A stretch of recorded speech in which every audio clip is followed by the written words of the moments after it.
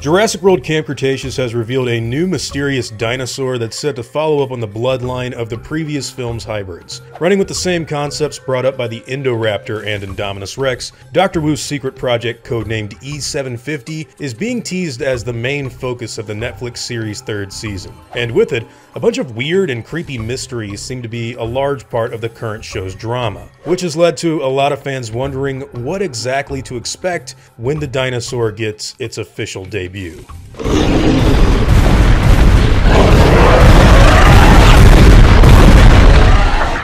Hey guys, hope you're all doing well. Now for today's video, I wanted to talk about E750, or the Scorpius Rex as it's being called now. So with a dinosaur like the Indominus Rex and its eventual successor, the Indoraptor, I'm sure a lot of you were under the impression, alongside myself, that Fallen Kingdom would have been the last time that we would ever see a hybrid dinosaur in the main series canon like ever again. Well, we all thought wrong, and now E750's secrets and wider lore are proving to be one of the main talking points for fans of the franchise in 2021. And I think a lot of that intrigue comes from those of us who have kept up with the series and lore ever since the franchise's 2015 revival. Because there's a lot in Camp Cretaceous, and specifically Season 3's trailer, that is leading many to speculate and wonder just how this dinosaur could factor into the wider canon overall. Which I think is mainly due to the fact that when you go back to the fourth film in the series, Jurassic World, they introduced the idea of making a genetically engineered animal from scratch and just kind of doing it because interest in the park has fallen down considerably, which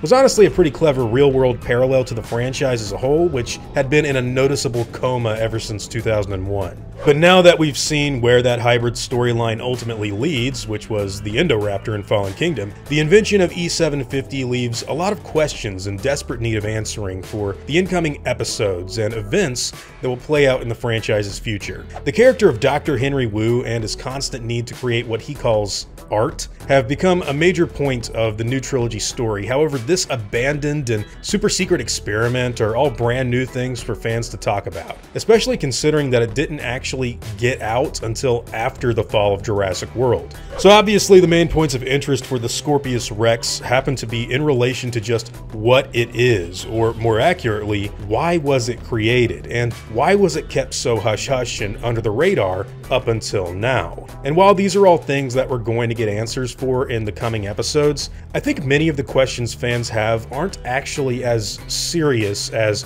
you'd expect them to be. When you boil it all down, the Scorpius Rex is really nothing more than a failed experiment. A dinosaur that, as far as we can tell, was a building block on the way to the Indominus Rex and/or Indoraptor that Dr. Wu and the people he had working alongside him deemed to be too vicious to keep conscious and well while still working on the island. Now, what's an even more interesting aspect of the Scorpius Rex to me is the fact that in order for the geneticist to actually subdue and keep E750 at bay, he'd have to have a lot of help from various lab technicians and personnel that were working in his favor at Jurassic World. Which means that the secrecy and incubation of such an animal is more than likely building to an even more serious plan that was being weaved into play during the events of the 2015 film than what we'd ever previously known about before. In Jurassic World, it becomes obvious that Dr. Wu was working with Vic Hoskins the entire time. And that work eventually made its way to the Lockwood Manor in what Eli Mills states had been a plan many years in the making. But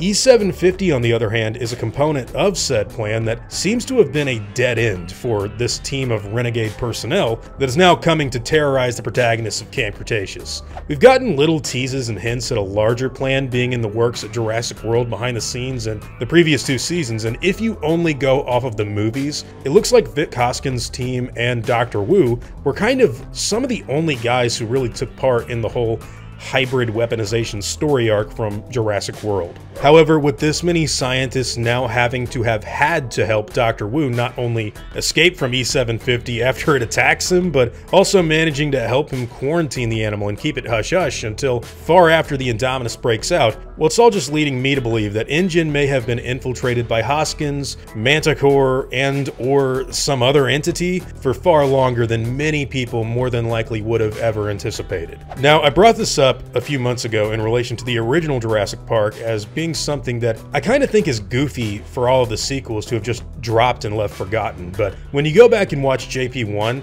it becomes apparent that Dennis Nedry isn't the only one that's presently on the ground doing stuff on the island that isn't in InGen's best interest, with the contact he was supposed to meet on the boat also being in Biosyn's pocket and waiting patiently for Nedry to deliver the embryos as soon as he got to the dock. In other words, what I'm trying to say is both Jurassic Park and Jurassic World have had things going on behind the scenes that screams corporate espionage or spying in these movies, and both The Lost World and Jurassic Park 3 kind of just forgot to even bring that stuff up at all, despite the fact that we know this to be the main reason Jurassic Park fell nearly 30 years ago. There's an entire genetics company out there that knows about InGen and their dinosaur manufacturing on a Costa Rican island. So where the hell have they been ever since 1993? And now, with the reveal of further behind-the-scenes sneakiness from the likes of Vic Hoskins and the creation of E750, this is all coming to a noticeable breaking point in my opinion, especially with the reveal that rival genetics company Manticore is snooping around on Nublar and trying to get genetic material for their own production. While we can all assume that the Scorpius Rex is nothing more than a failed and overly aggressive experiment that came up short of the I-Rex or Indoraptor's attributes,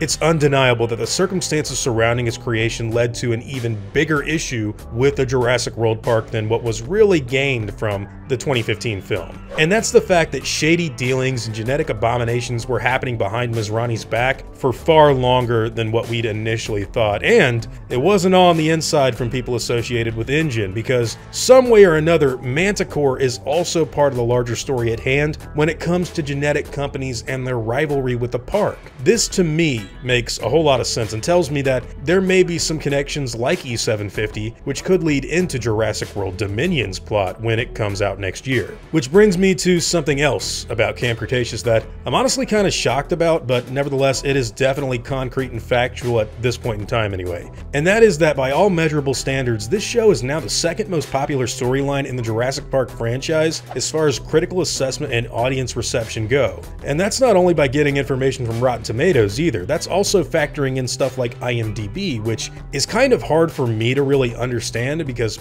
personally, I like Camp Cretaceous, but it's actually one of my least favorite news stories that Jurassic Park has done in the quote world era, but hey, the numbers kind of speak for themselves. That being said, I have noticed that the show does seem to be getting progressively darker with each evolution the series undergoes in between seasons, which is leading me to believe that what Universal is trying to do right now is build up a core audience of young fans that are obviously the target demographic of an animated Netflix show. This is similar to how I think George Lucas acquired a loyal fan base from 1999 to 2005 and then beyond with his prequel trilogy and Clone Wars saga. Only that animated show, if you'll remember, was met with radical negativity when it first premiered in 2008, and honestly for good reason, because it took a while for that series to really gain its footing. But in a similar vein to Camp Cretaceous, Clone Wars got progressively darker and more mature as its stories went on,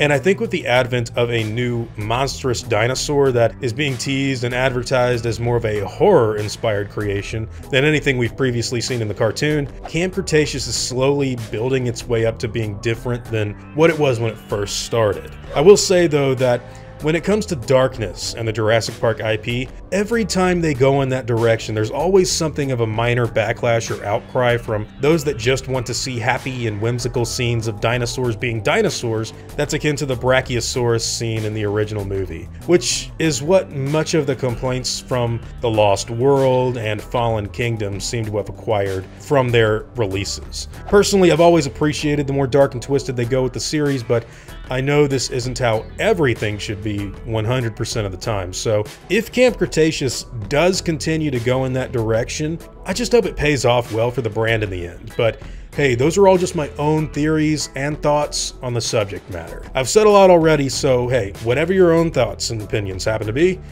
I'd love to hear them in the comments down below.